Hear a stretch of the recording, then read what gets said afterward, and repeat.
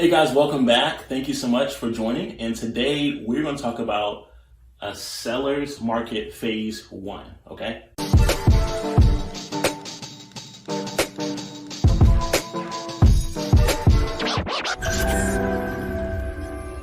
That's phase one, not phase two, not phase three. It's phase one, all right?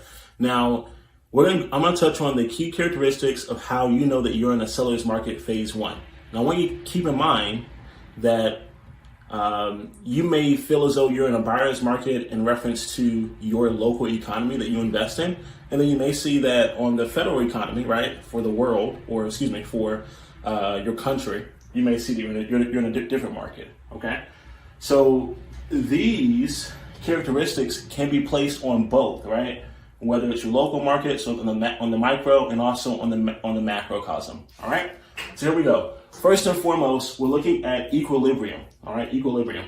So at this point in the seller's market phase one, you're starting to see that prices are on the rise a little bit. There is somewhat of a equilibrium. The media is happy, okay? So that means that your local media or national media is always talking about specifically real estate, okay? They're probably talking a lot about, all the great opportunities within the market, what you can do, what you can't do, why you should go ahead and hop in, right? They're trying to bait more and more people to participate, whether it's going to be through this sense of refinancing, purchasing, whatever it is, right? That's a good indicator of when you know that you are in a seller's market. When you have so many people within the media trying to entice others to join, hop on the train, get returns, okay? And as that happens, that ends up causing an influx in supply and demand. That means that prices for rental rates and for leases eventually go up because of all the hype around it, all right? Then you look into the demand of investment properties. And so the demand begins to go up, okay? The demand begins to go up. And for many instances, the pricing of those investments reach an apex, means they reach the highest point at a seller's market phase one.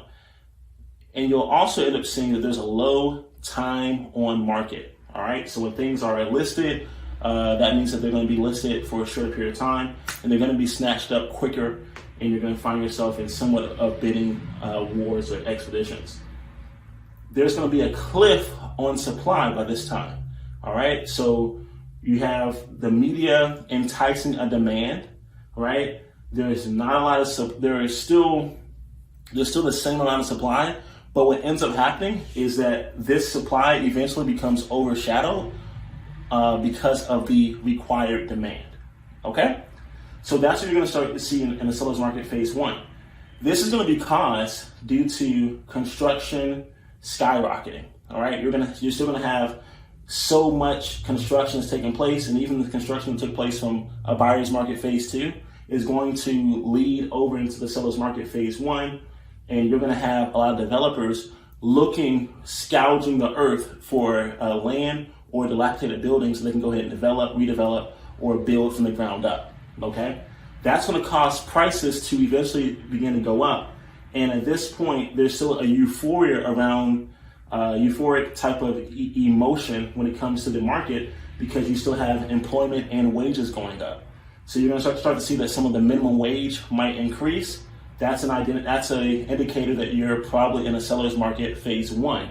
When you have employment on the rise as well, you're in a market phase one as a seller. Okay, so keep your eye out on these things and be aware of when you should buy and when you shouldn't buy. Now, there are opportunities in every market, okay? Especially when it comes to buying either businesses or even buying real estate, especially commercial real estate, because it really boils down to the individual economy of that individual, right? The individual economy of that person. What are they going through? What situation, what problem can you solve for them, right?